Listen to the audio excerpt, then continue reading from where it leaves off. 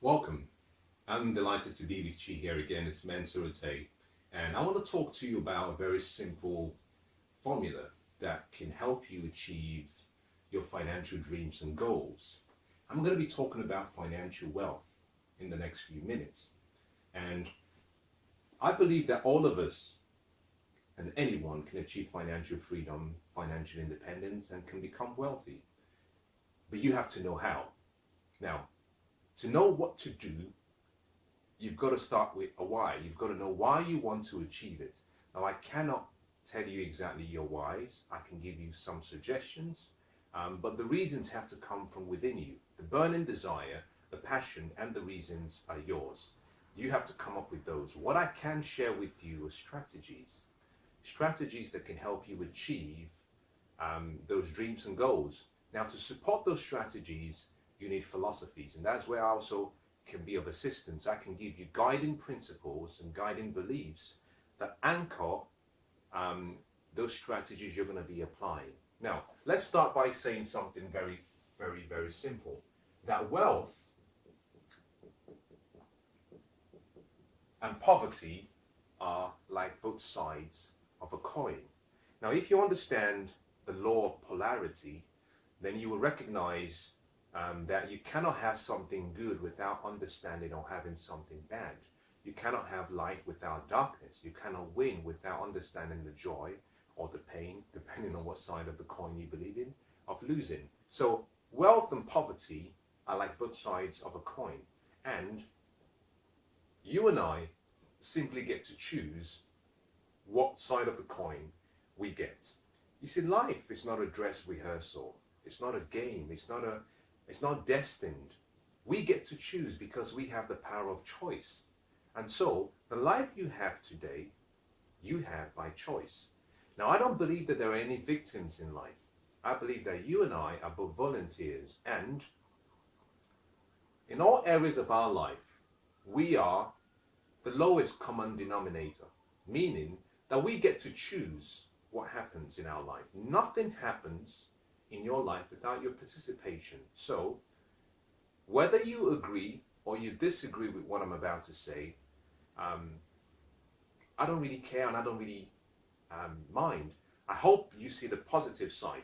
Now, the statement I want to make is simply this, that your thoughts, your actions have created your life. It's really that simple. And your thoughts have led to your feelings, and those feelings have created a number of habits or pattern, a behavioral pattern, a conditioned way of living, and that has generated the results you have in your life. Now, you can change all of that very simply because there is a simple formula for wealth. Now, whilst there's a simple formula for wealth, there is also a formula for failure. There's also a formula for poverty. Now, I'm going to start with what the masses do, because interestingly, only about 5% of the population are really wealthy. 5% or less make more than the 95% combined. Now, I like the saying that if you see a herd of sheep moving in one direction and you see one moving in an opposite direction to the herd, it's probably best to follow that one and not the masses. Now, many of us have been conditioned to follow the masses. And in our society today, it's not that we don't want to try. It's not that we're scared. It's not that we are cowards. I just think that we have gotten to the point where we conform too much. And interestingly, we've not stood back and asked the question, am I conforming to the right group or am I conforming to the wrong group? Now, if you want to be wealthy, and if you want to be happy, and if you want to be successful, you just have to study how things work and apply the same principle. Similarly, if you want to be poor, if you want to have poverty and failure, if you observe those who are doing the same things that are opposite to what the wealthy are doing, then you have an idea about why they're poor. Now, poverty is very simple, and this is two equations I'm going to give you. And I believe these equations can change your life. And I'm going to be dealing with specific parts of the equation because the key to wealth is hidden in each element of the equation. Now, poverty simply is poor people earn, the E represents your earnings. The first thing they do once they earn is they spend. The S represents spending. And once they're done spending, what they do is they save. They earn, they spend, and they save. The wealthy, on the other hand, do something very similar.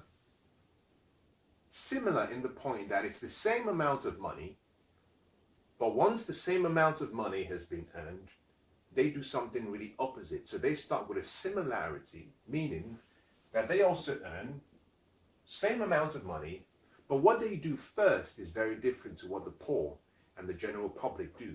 The first thing they do is they invest. The I represents investing. Next, they spend. And once they're done spending, whatever they have left, they save. Now, what you have here is a simple equation for wealth and poverty. Poor people and the general mass earn, they spend first, and they save. The wealthy earn, they invest first, they spend, and if they have any left, they save. Now herein lies the difference, and I want to talk about each and every component. Now, the earning is where we begin.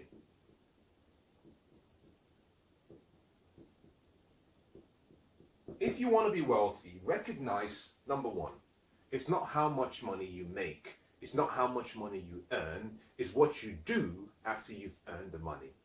That is the key. This simply is quite refreshing, because when I started my journey towards financial freedom and wealth, I wasn't earning a lot. And it's nice to know that wealth is not for an exclusive group of people. Anyone can become wealthy, because wealth is based on the decisions you make and the habits you live by. It's really that simple. So it's not about what you earn. Now, earning is important, don't get me wrong, because if you want to multiply wealth, then your focus should be about how do I increase what I earn. And I'll talk about this shortly. Let's deal with the first, which is spending.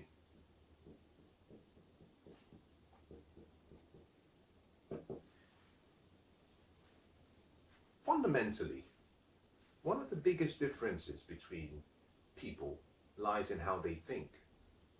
More importantly, lies in the beliefs they have.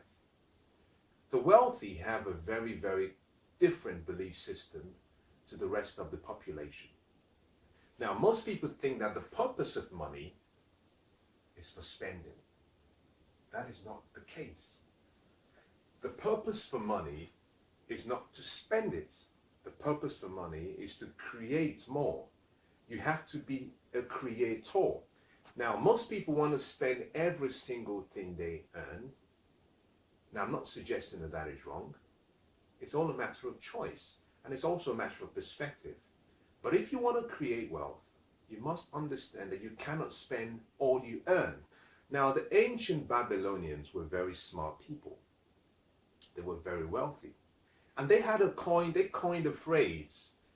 The phrase they coined was what they called PIY rather, meaning pay yourself first. And they came up with a very interesting slogan that said, a part of what you earn is yours to keep. Meaning, after you've labored, after you put in all the effort and the energy and the time, after you've done all that work, it's only fair to yourself that you retain some of it, that you don't give it to everyone else. So most people do this. They get paid, they've done all the work, they get paid, they pay for their rent, give the money to someone else, or a mortgage, they pay for transportation to someone else, they pay for groceries to someone else, they pay for whatever upkeep, utility bills, and at the end, they have nothing. So, not only have they worked so hard, but they've given all the money away. The ancient Babylonians said, if you want to create wealth, you must begin by understanding that a portion of what you earn is for you. Now, their recommendation was simply this. let that be a minimum of 10% that you pay yourself. Meaning, if you make £100 every month, deduct £10 first before spending the rest. Now, if you want to be wealthy, you have to adopt the same philosophy that a part of what you earn is yours to keep. Now, there is a difference between the poor and the wealthy, because the first thing the poor will do is they spend, and they spend everything. They have no, now understand this, that I'm dealing with money now. It's a very emotional subject. Now, some of you watching might be thinking, I don't really like this guy, and I don't like what he's saying, because I might be saying something that is perhaps a reflection of how you live. I'm not being judgmental. I'm just stating the facts. The fact of the matter is, if you want to be wealthy, you have to invest first, not spend. Now, if you look at your results in your life and you're not happy with the results that you have or that you are experiencing, then it means you've got to change something. I started, and I come from very humble beginnings. Now, forgive me, I'm going to just digress whilst I just discuss and I address what might be a concern for a few people. Now, that concern may be something that you share. Maybe it's not. But I come from very poor, humble beginnings, meaning that I didn't grow up with much.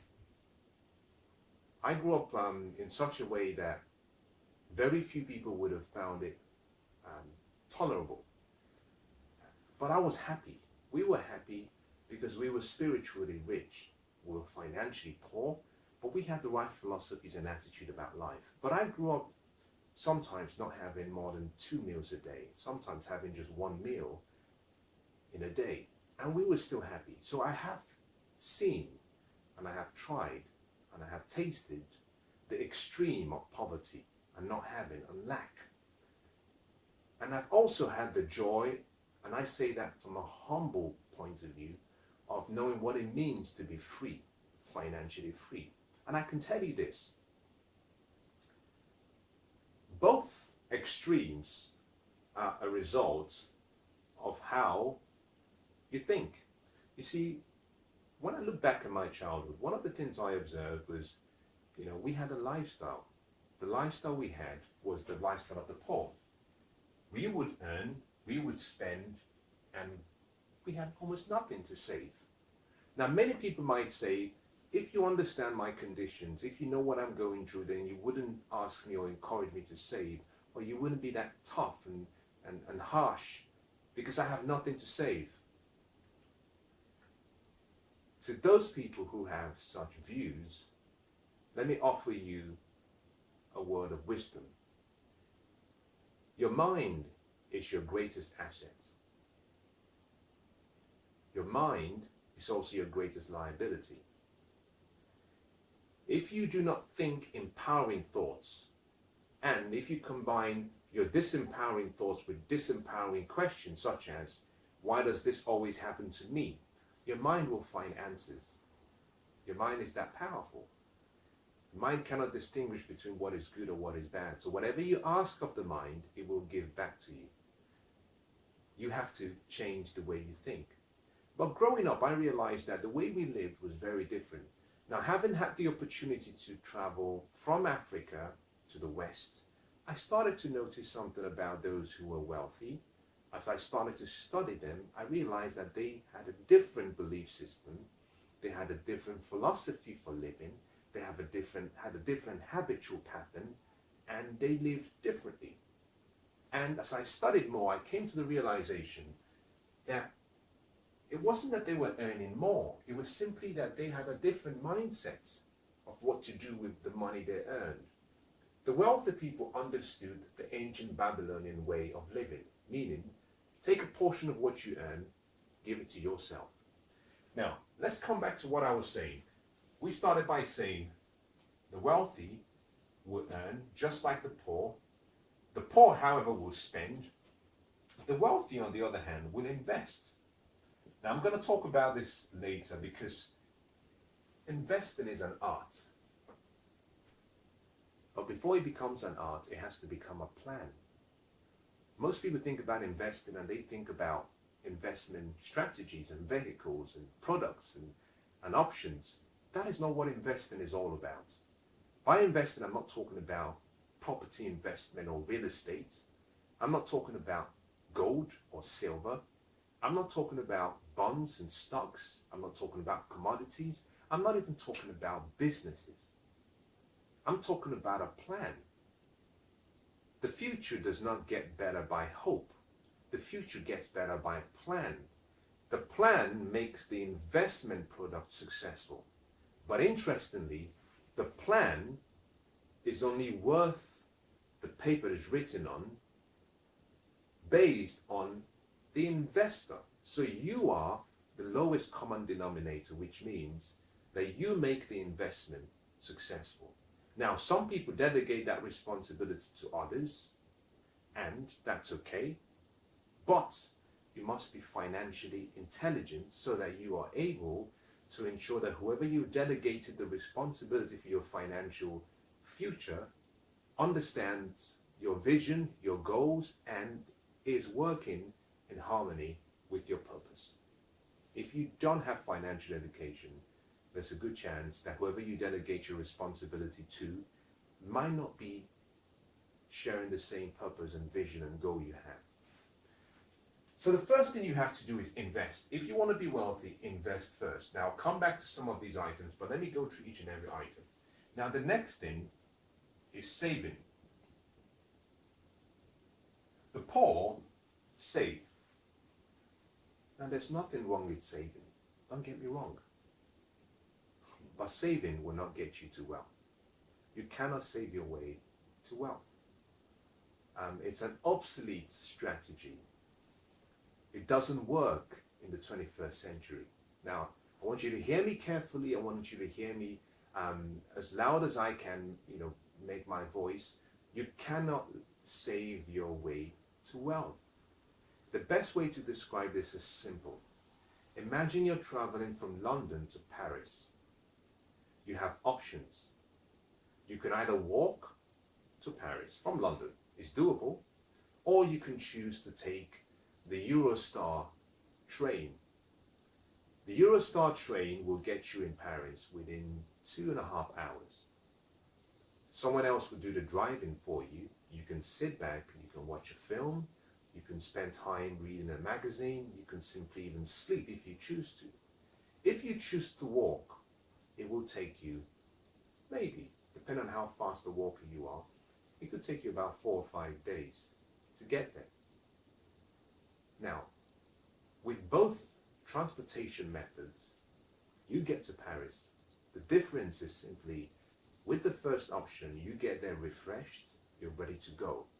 You're ready to do what you came to Paris to do. Look around the city, go to the Eiffel Tower, have some great French food, meet some beautiful French people, enjoy the experience.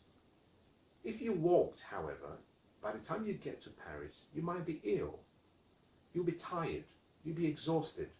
You wouldn't have the time or the energy to enjoy the experience, and you would arrive about 4 days late. That is the same process that some people are using. If you're trying to save your way to wealth, it means you have to work to earn, then you save a portion, then you work, you save, you work, you save, meaning that it could take you a lifetime. And most people exchange their health for wealth, only to get to the age of retirement.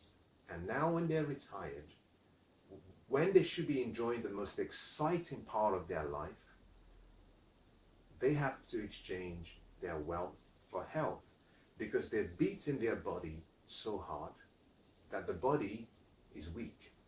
You cannot save your way to wealth. You have to discard that idea. If you're going to be wealthy, you have to invest. It's really that simple. Now, you save passively. You do not save actively. That's very important. Now, let me explain why I say that. We've talked about investing for the wealthy. Now, the wealthy will save, but they save passively. They spend, but they only spend after they've invested. Meaning, for example, if you earn £100 per month. If you keep 10% of that, that is £10. What the wealthy do is they distribute this £90 and they use that to meet their daily necessities.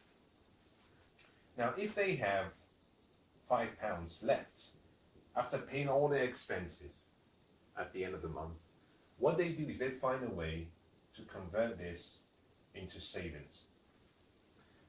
My recommendation is this: if you're going to save, try not to save for more than 12 months. And let me explain the reason why. I got my bank statement a few days ago, and I was very I'm laughing because it was funny. In my bank statement, I do have a savings account, obviously, but I have almost nothing in the account. Almost nothing, because I don't like and I don't believe in saving. But in the account, what I found was that the bank had applied what I would call an interest on what I had in my account. The interest the bank pays you for saving, or paid me, was 0.025%. Now let's make that more realistic. This means that if I had £1,000 saved in the bank, at the end of the year, if I invested for 12 months, or rather saved for 12 months, forgive me for using that, making that slight mistake. If I saved for 12 months and I saved £1,000, at the end of the year, the bank would only give me £25. But I don't get £25 because on the statement that I received, the taxman wanted his share of that £25. So the taxman will come to you depending on the tax bracket, and they will apply taxes to what you earn from your savings. So saving not only is obsolete from the point of view of the interest rates you're getting is almost next to zero, but also you have to pay taxes on that. Now, when you factor in inflation, and let's say inflation right now is about 2.5%, you can see that your saving does not even cover inflation. So it's literally ludicrous to be saving. Now, putting inflation aside, depending on the country you live in, what you'll find is that in some countries, the banks are printing money. And every time they print, the purchasing power of what you have as money or currency declines. So this £1,000, if I had £1,000 in January, by December, the purchasing power of this £1,000 has declined. Now, this £1,000 may only be able to now buy me something worth £800. Now, this is just an example I'm using. The point is simply this: the more you save, inflation aside, low interest rates aside, taxation aside, the more you save, the more the country prints. And the more they print, they devalue what you're saving. So you're losing. Not only are you getting poorer, you're wasting time. So what the wealthy do is, once they've invested 10% and they've spent, the next thing they do is they say, well, do we have any left? If they have any surplus, they reinvest. But what I want to do with you now is go a little bit deeper into some of these items. Now, I hope this is helpful.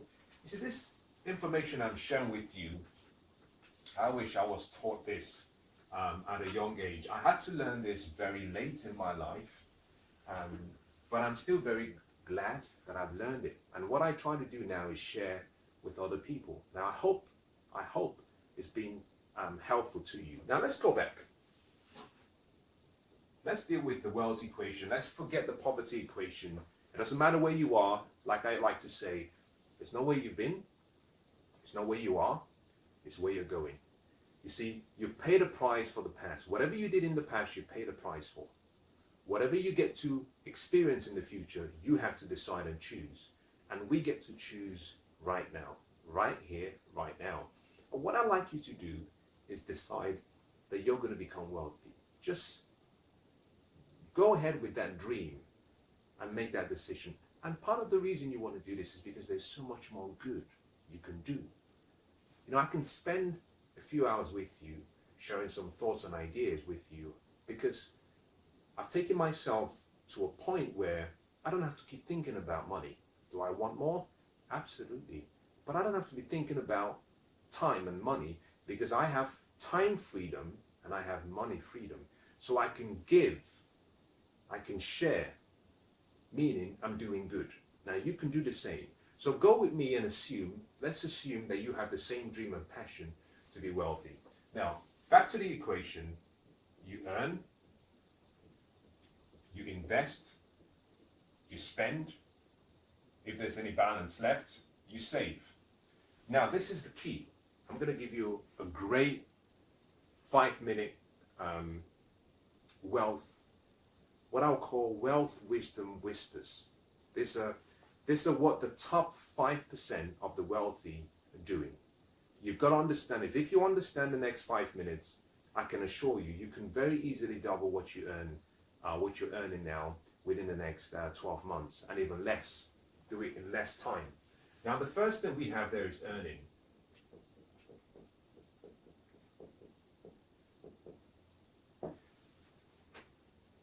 In a financial statement, in an income expense section of a financial statement, there are two key words that are there. One is income, one is expense. Typically, when you look at a financial statement, about 95% of the financial statement would have expenses. About a fraction of 5% would be income. Part of the reason is because there's less income coming in, but there's more going out. If you want to be wealthy, you must focus less on the expenses and focus more on the income. Now, I'm going to say something paradoxical to what I just mentioned, but here I'm dealing with wealth strategies. Now, the wealthy focus on creating more income. Now, there are two ways of earning money, or making money, or increasing your earnings. Only two ways. Only two ways. Whether you are an employee, whether you are a business owner, entrepreneur, whether you're an investor, there are only two ways of earning money. The first is you invest time for money. That is the traditional way we normally use. It's what 95% of the population do. They invest their time for money. Now, the second way is you invest money to gain money, meaning that you invest a portion of what you earn, going back to the ancient Babylonian principle of a portion of what you earn is yours to keep. If you take that portion and you reinvest it, then what you have is a portion of your money working for you. So, if you want to earn more, you must understand that whether you are an employee, whether you are an investor, whether you own a business, you must employ the principle of having money work for you. Now, most employees, now seeing that 95% of the population are applying this principle, I'm going to deal with this. I'm going to assume that you are an employee. I'll deal with those who are not employees shortly, but my focus will be on the employee section. If you're an employee, then whatever you earn is what we call active income. Active income is the worst way of earning money. Now, stay with me here and stay attentive. Active income is the worst way to earn money. All income sources are not created equal. I started by saying there are two ways to earn money. One is time, the other is money. So time working to earn money, this is money invested to earn money. Now with this, 95% of the population are here, with this 5% are here. Now what the 95% of the population do means you have to go to work, you have to put in effort, you have to put in hard work, you have to put in time, you have to put in your intellect, your presence. In many cases, you have to be physically there. The problem with that strategy is that this is what I call unleveraged. meaning there's no leverage. There is no leverage. In addition to that is what I call, it's a single point of failure, meaning if you became ill, I don't wish that on you. If your company decided to sell or is taken over by another company and they decide to downsize, if for whatever reason perhaps there's a loss of life, this income source from a job stops immediately because it's unleveraged. It's a single point of failure. Now, a single point of failure is something we understand when we talk about systems. So typically what that means is if you were designing a system, now back in the day when I was in engineering and we designed systems, if we were designing a business critical system or a very important system, now we had to provide some form of redundancy or backup so that if the first system failed, the second system would kick in and maintain operation. Now with most people, they only have one job and it's a single point of failure. Now that one job pays you what we call active income. Now, the problem with active income is that it's the highest taxed form of income. So if you look at your paycheck, the first thing that happens when you're paid is that the government gets paid first. And depending on what country you're watching from, in the UK, we have different grades and tax bands. Now, you could pay as much as 50% in taxes.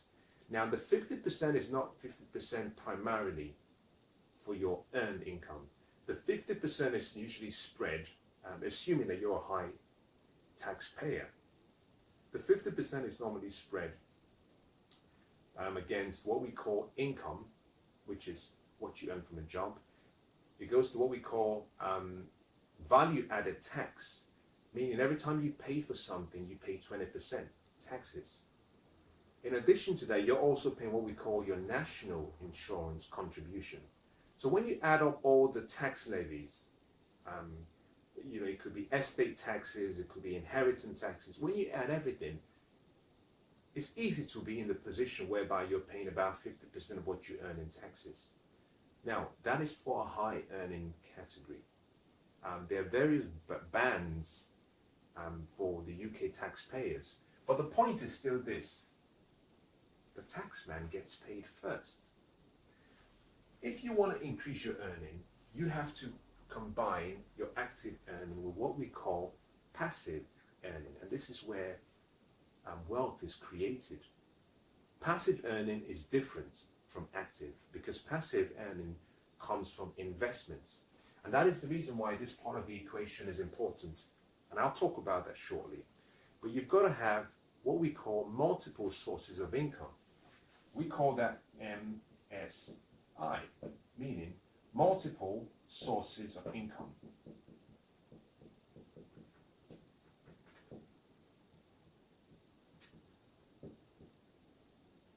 Now, this MSI is what we call leverage. And this is where, in some cases, most investors and most business owners excel and succeed far beyond the average individual. Now, understand something as well. If you're an employee, you're going to work much harder than someone who is an investor over time. You're going to work harder than someone who is a business owner over time if you compare the outcomes, the results generated. So if you're an employee, yes, you might work 8 hours per day, but your return is your salary based on you working 8 hours per day. If you're an investor, then what you can do is you can invest your money works for you. Now you could still work 8 hours a day, but you're using that time to create more extra sources of income. The same applies to a business owner. So to increase your earnings, the first thing you want to do is ask yourself the question, how can I increase my active income? Number two, how can I increase passive income? To increase your active income, there is a simple strategy. I call that you have to play offense. Now, to play offense is very simple. It means you've got to create more value for other people, because earning money is like a game. It's like a game. It's really simple, but the game in itself is not favoring you. The game operates based on laws. The law simply states that there is something called action and reaction, meaning what you do for people, you get a reaction for that based on your actions. Now, if you understand the law of sowing and reaping, then it makes things very easy. Simply put, what you sow, you will reap, or rather, what you're reaping is evident of what you've sown. So to play offense, to earn more, you must start by understanding what we call the law of compensation. Now, the law of compensation was something that Earl Nightingale said, and something that has stuck in my mind for a long time. But he simply says that what you earn will always be in direct proportion, number one, to the need for what you do, your ability to do it and do it well, and the challenge or difficulty there will be in replacing you. Now, I like to distill all of that into one simple word: value. Value. The more value you create for people by solving more problems for them, the more you're compensated. So, part of the challenge about getting wealthy as an employee means to create more value, you have to do two things. One, you have to work harder, and you have to work smarter. Now, because you're investing time, it's a very, very inefficient way to get wealthy, because you're having to exchange your effort, energy, and presence. Now, you can work smarter and make a difference, but you still have to invest the same amount of time. Not the same amount of time needed to increase your salary, but the same amount of time that is expected of you at work. So the first thing you must do is earn more. Basic, very important. Now, I hope you can see this. Now, the next thing you must do is invest. This is where the game of the rich begins. How do I invest? Now, my recommendation is very simple. I have something that I call a 65-35 plan. Put very simply,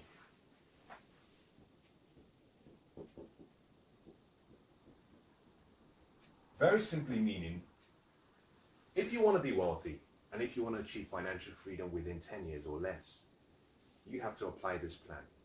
You have to. There are two component parts of the plan. The 65% is what you have to live on. The 35% is what you invest. But this is what you do. The 35% is split into three parts: 10%, 10%, 5%. 10% for you, what we call active income, meaning you must invest. Active income. This is what we call pay yourself first. 10% is what we call passive income, meaning you invest it, but you use it in a different way to your active income. 10% is what we call charity, meaning you have to give it away. There's a gift. There's a gift and a secret to giving. And finally, number 5 is what we call fun, which means you get to blow it as you please. Now, I'm going to clean some of these out so that we can have some more space as I talk about that 65-35 plan and how you can use this to get yourself wealthy very quickly. Now, we were talking about 65-35 plan, and this is under the umbrella of investing. Now, this 35%, I said 10% active, 10% passive, 10% charity, 5% fun. Now, this is where wealth is created. This first 10%, you have to be very smart about how you invest it. This 10%, you have to be very smart about how you invest it. Now, what the wealthy do is the wealthy understand that you cannot travel in the forward direction whilst looking in the reverse direction. Now, if you drive, I want you to think about this scenario. In the car, the rear view mirror and the side view mirror are very small. However, the windscreen occupies the entire width of the car. Part of the reason for that is because all of your focus is meant to be in the forward direction, in the direction that you want to travel in. Now, that's very similar when it comes to creating wealth. Your focus should be on investing and not about saving. This means that how you use your active and your passive income distribution is really vital. Now, if you keep 10% for active and 10% for passive, that means you have a cumulative amount of 20%. Now, 20% of your income, if invested smartly, wisely, intelligently, can get you financially free in less than 10 years. Now, I know many people are probably thinking that is not possible. You see, you've only got to ask the right questions to change your life. If you ask disempowering questions, then the answers you get will be disempowering and not very useful. On the other hand, by asking more empowering questions such as, how can I do it? From a mindset of there's curious and wanting to learn, what you find is that you apply the principle called ask. And as you know the saying, ask and it will be given to you. Seek and you will find. Knock and the door will be opened to you. So investing is the most important part of this entire equation, because what you invest and how you invest decides your financial destiny. And that is quite interesting, very simple, but it requires the development of habits. Now, this is where I want to just spend a few minutes talking about.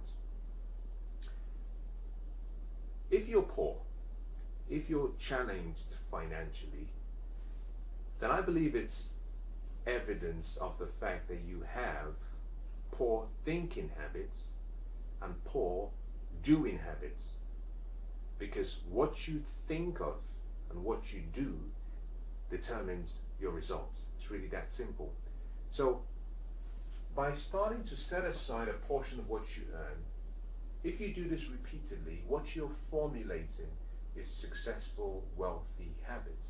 And the difference between the poor and the wealthy comes down to habits and lifestyle, how you live. Now, let's go back to this equation. We've talked about the earning, we've talked about the investing. Now, under the investing, just before I move to the saving component, I want to say this, that wealth, success, good health, good fortune, lifestyle, it's all about the individual. It's about study. The investment vehicle, product, strategy is not what makes it great. Most people come up to me and some people ask questions about what do I invest in. It's not the product you invest in that makes it successful. It's not the strategy, it's not the vehicle you use that makes it successful. Most people are thinking about property investment or real estate, stocks, bonds, mutual funds, oil, gas. People are wondering about commodities. Some people are asking questions about various other elements, such as do I invest in gold or silver? Do I invest in a business? All of those items are vehicles to get you to your destination. But the vehicle is only as good as the plan that the vehicle is founded on. So your investment plan is more important than the strategy or the vehicle you choose. As a matter of fact, your plan determines whether the final outcome will be a success. But interestingly, the plan is not the lowest common denominator. The lowest common denominator in every equation is the investor. It's you. So, what resides between your two ears decides whether you become wealthy or not. And this simply means that the first investment that you must make is to invest in yourself, invest in your mind, invest in improving your education financially. And part of the reason you do this because is the more you learn, the more you grow. And the more you grow, the more you become aware. And awareness is essential, primarily because awareness enables you to understand and see opportunities. It's not about being in the right place at the right time. No. It's about being in the right place at the right time, but being the right person, and more importantly, being aware of where you are. Because now you can see opportunities and you can take the opportunities that come your way. So you have to recognize. Now, this, for me, is probably the most important thing I'm going to say in this entire session. You must recognize that financial wisdom is the key to wealth. You must invest in yourself. You're the most important part of the whole equation. Invest in your mind. Invest in developing yourself. Commit to a daily habit of constant, never-ending growth and personal development and improvement. You've got to be almost obsessed about learning and growing and developing yourself, because what you get, what you have, is always a reflection of who you are. To have more, you have to be more. To do more, you have to be more. Now, the next I want to talk about is the third component, which has to deal with saving. A lot of people sometimes are confused when we talk about saving. And let me see if I can just shed some light on why saving is not really the best approach.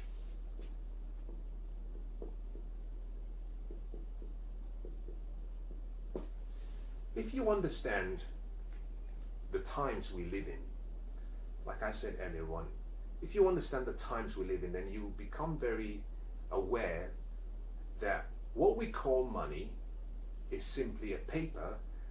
Most of them has a dead person's face on it. That is a promissory note. The paper, depending on the currency you have, sometimes has no value. The value has reduced so much that it's not what is written on the paper, it's not what the money is worth. And part of the reason for this is simply because historically, we used to have a time when what we call currency was backed by gold. Now, gold is what we call God's money, meaning it's always going to be gold. You can't consume it. The value over the last few years has remained relatively attractive. But back in the day, a lot of currencies were backed by gold. Now, the English pound is the oldest current currency. It used to be backed by gold, it's no longer backed by gold. The American dollar used to be backed by gold, no longer. That simply means that the governments around the world can print more money. And the more they print, like I mentioned earlier on, the more they print, the more the value declines. So one of the things the wealthy do is they do not save. Now let me qualify that.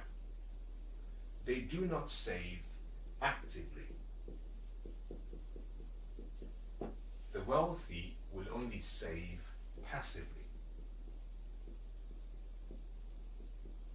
Actively means that you're saving for the long term, which is a very obsolete way to wealth. By the time you factor in inflation, taxes, the purchasing power of the currency, it means saving for the long term is very, very, very, very obsolete, and also not an advantage to you because you're losing money. What they do, however, is there will be times when they save passively.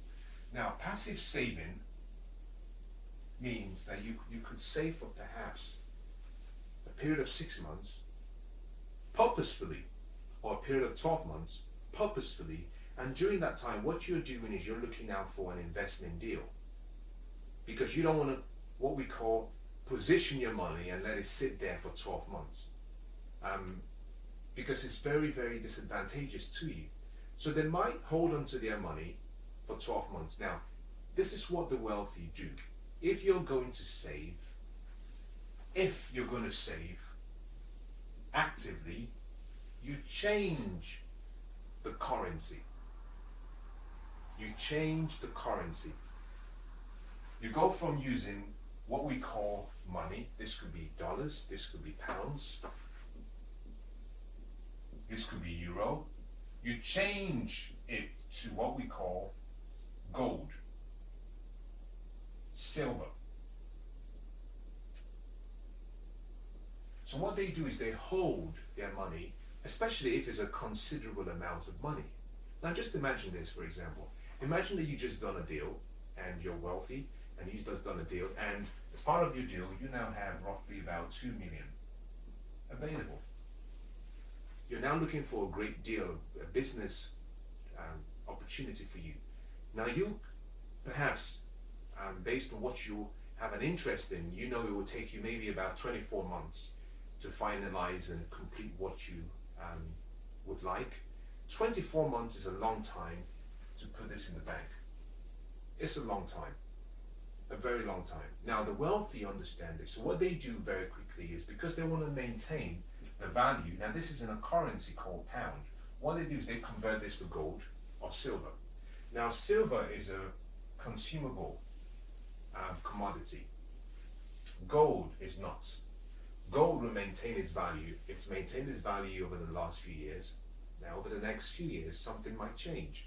Because silver is consumable, it means the demand for silver is much higher, because you have the demand supply economics applied to silver.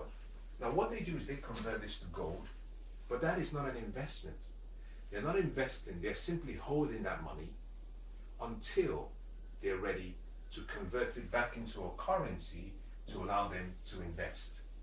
That is a strategy used by the wealthy. Now they might also use a different form of commodity. This is just two I've mentioned. But the point I'm making is simply, they don't invest for the long term. They invest and they hold cash, currency, short term. I would recommend less than 12 months. If you have more than 12 months of saving, keep accumulating the money, but find an investment. Find an investment. You see, what you have, when you have some money saved, you've got to put on what I call overalls on your money and send it to work. You must see that money like a hunting bird. Let it go out and catch and bring back more. When you're keeping it in the nest, it does nothing for you. Let it fly, let it go and hunt for you. Now this might mean that you have to collaborate with other people. That's fine. Remember something, that if you want to be wealthy, it's not a solo journey. You're only as good as the people you have around you. And sometimes collaborating with other people is a better strategy than trying to do it on your own. I've met many people who perhaps could have been a lot more wealthy than they are now. And they haven't achieved that level of wealth simply because they're trying to do it on their own.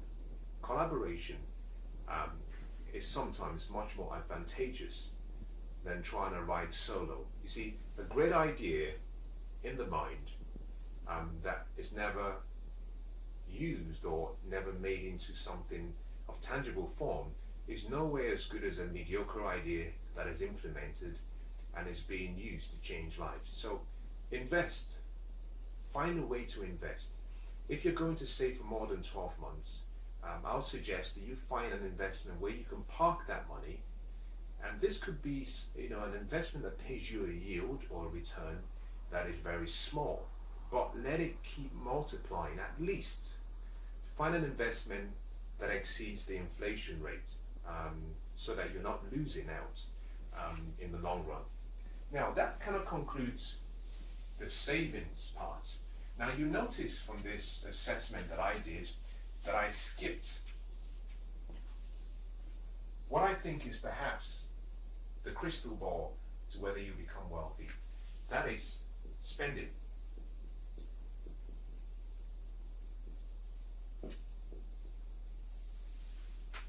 How you spend your money is a crystal ball to your future.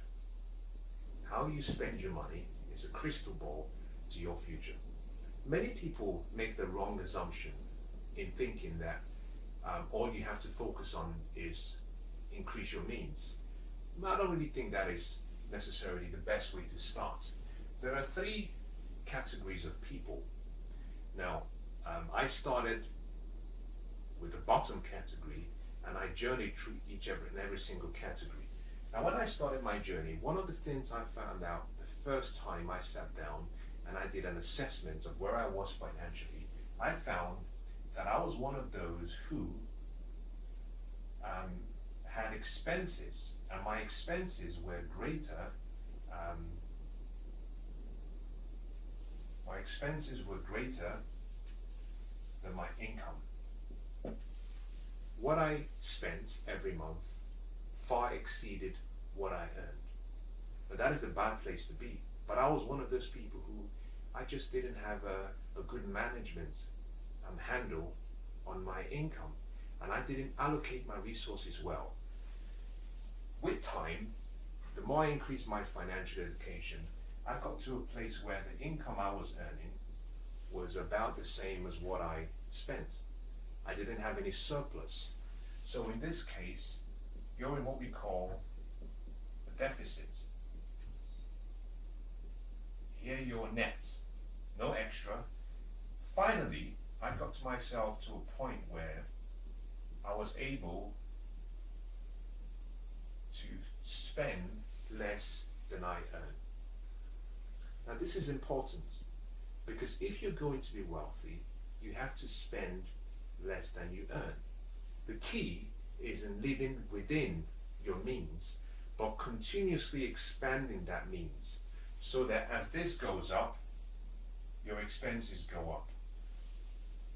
However, for majority of the people, because they have only one source of income, because they have a leveraged source of income through a job, they don't have control, direct control over their income, because this depends on so many factors, a lot of which are external to the individual. You know, this might be based on your boss, it might be based on your sales, it might be based on your clients, whether there's a demand for your product. Now, for most people, they have no control over this. The wealthy, when you've started to play the game of wealth, the key is always to focus on increasing your income. But let me say something. If you increase your income, but you're in this group like I used to be, your income, when it increases, I've found from my experience that your expenses will always rise to the level of your income.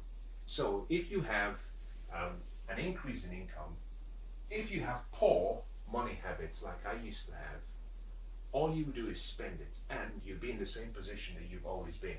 I know people who earn six-figure salaries, a lot of money, but every month, before the month is over, they're broke because they've spent more. They have a habitual lifestyle of the poor. So what you earn is not the yardstick for deciding whether you become wealthy. It's how you live. How you live is the key. Now, the important thing about spending is you have to begin with accountability.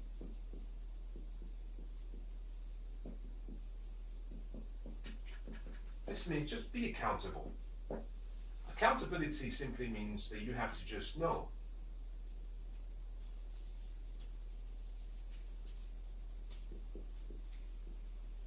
Just know where your money goes. And the best way to do this is just every month you should have an idea about what you're spending your money on. Now, I'm not suggesting you just sit down and start analyzing every single detail, but have an idea. You know, how much are you spending on rent? Let me give you some tips that I use as a benchmark. Whenever I speak to people, I use as a benchmark to know whether they have good or poor wealth habits. If you're spending 30% or any more between 30 and 35% more on rent or your home, if you have a mortgage, then automatically you're positioning yourself in such a way that it will be difficult for you to create wealth. You should never be spending more than 35% on your rent. You shouldn't. If you have a home, now you might argue with me by saying, well, it's my home, the money I'm paying is going towards the mortgage. You can tell by the smile I have on my face that I'm about to say something that might shock you. Even if you have a mortgage, even if you have a home, it doesn't guarantee that what you're paying is yours, especially if you have what we call a 30-year mortgage or 35-year mortgage. Now, if you have a 30 or 35-year mortgage, for the first 10 years, the repayment schedule is geared and set up in such a way that it favors the bank. Typically, what you pay towards your mortgage, between 80 and 95% is going towards interest.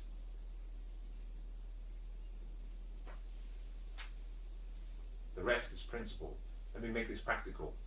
If you have a £200,000 loan, for example, and you're paying £1,000 every month, in 12 months, in 1 year, you would have paid £12,000. In 10 years, you should have paid £120,000. Now this is going to be a big shocker for you. A big shocker. If this is based on a 30-year loan, you can go to your bank and do your research for yourself. The amount that you would have paid towards principal after £120,000 has been paid will be no more than £25,000. Now, £25,000, I'm being generous. Now, this simply means that over that period, £95,000 would have been paid to interest. Interest. £25,000 has been paid perhaps to your principal. Now, think about this. What that means is £25,000 is representative of literally 2 years, because you have 12 months in a year. So you might argue and call it 2 years and 1 month. So although you've paid for 10 years, only 2 years of what you've paid has gone towards your principal. The rest is interest. You're making someone else wealthy. This is part of the reason why most people's homes are liabilities, not assets. It's an investment, but it's a good liability. It's not an asset, because money is flowing away from you to someone else. If, on the other hand, through financial education, you were to reduce this to 15 years or 10 years, yes, your repayment will go from 1,000 perhaps to 1,600, but you will now start paying much more towards your principal. And interestingly, over the period, you could save as much as this £120,000 by simply converting it from 30-year mortgage to a 15-year mortgage. Now, part of the reason I'm explaining this is simply because I started by saying you shouldn't spend more than 30 or 35% on housing. The reason for this is I'm not suggesting in any way that you shouldn't live in a nice home. I'm simply talking about how to create wealth. You have to, sometimes you have to sacrifice, because the promise of the future should be your focus, not the instant gratification of the present. So if you're spending more than 35% of your expense on expenses on your home or your mortgage, that leaves you with very little to invest. Spending is where wealth is created. Now, I like to use this word or sentence, that if you're faithful with little things, then you will be made a ruler over many things.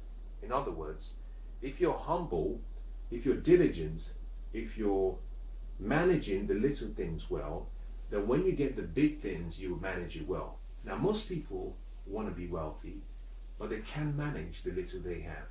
They're mismanaging their wealth. Now, I did this for so many years, so I know what I'm talking about. I mismanaged my funds. I mismanaged everything I owned. Now, let me give you an indication of what I used to do before I became financially educated. I used to spend about 45% on rent. Now I didn't own, so just think about this. I spent on rent. I spent about 20% on, I think, my clothing. Now I might get this slightly wrong, but it's something in that region. I spent about 15% on kind of socializing. I spent about 20%, I think, on utilities and kind of like grocery shopping, etc. Now, by the time I summed up everything that I had, I found that I was spending zero on education, and I was saving almost zero, meaning I was investing zero. Now, this is mismanagement of funds, and by looking at this habit that I had, you could tell why I was always in a deficit every month. So if you want to become wealthy, it's important you focus on the spending section and ask yourself a simple question: am I utilizing my money carefully and wisely? Now, by going through your expenses list, what you'll find is that there are items there that could potentially be channeled towards making you a wealthy person. If you want more information, my recommendation is perhaps you get a copy of this book. It's called Unstoppable, Your Path to Financial Freedom, Wealth and Prosperity. It's an exceptional book, primarily because I give you a step-by-step guide on how you can achieve financial freedom and how you can do it in less than 10 years, but more importantly, how you can pay off any debts you owe, how you can live your financial dreams the way you want to do without necessarily changing your lifestyle. But I give examples of how, for example, you can start to channel some of your expenses towards your future. I'll give you one good example. I found in my case that I used to spend so much every month and I had nothing to save. And one day I sat down and I looked at what I was spending on a daily basis. I was spending about £5 for breakfast. And then I was spending £10 for lunch. Now I decided that I would decided I would start taking in a packed lunch and that I would take in some breakfast from home. In combination, I was saving about roughly about £15 when you add both. However, I still had to buy my packed lunch. Now overall I was saving about maybe £12 because on a daily basis, because I now was taking in food. Now think about this, £12 across 20 days is £240. Now, that might sound small to you, but it's not, because over a 12-month period, what you have is roughly about 2,640. Now 2,640. Now let me show you how interesting this is. For simplicity's sake, I'm going to assume that this is 2,600 every year. Now if I found a 10% return through an investment, and I invested £240 every month, 2,640 every year, 10% return. If I invested that in 40 years, now this is a rough estimate, but it's probably fairly accurate, I would be getting roughly about 4.3 million. I'll be a millionaire simply by diverting some, not all. Now guess what? My breakfast was simple. I wasn't doing something extraordinary. I have porridge for breakfast. It's very simple. And I have orange juice. Very simple. Rather than going to a shop and buy porridge pre-made, I simply took my porridge to work. I heated it at work. It tasted the same. I had more than I needed because I had the right portions I needed. I made it the way I loved it. My lunch, I prepared lunch for myself. I cooked it the way I wanted to cook it, which meant that I had the ingredients that I wanted to have. It tasted as good as I wanted to taste. I saved about £12 per year. Can you imagine that by making such a small change, if I consistently maintain that habit, it's not radical, I'm not depriving myself of anything, I would be worth £1.4 million over a 40-year period, which is over a working lifetime. Now, if that is not enough incentive for you to consider how you're using your money, I don't know what is. Now, this is just one item. Interestingly, this is where it became really quite interesting. In the book, I give you a lot of things that I did. And by looking at some examples, I believe it's in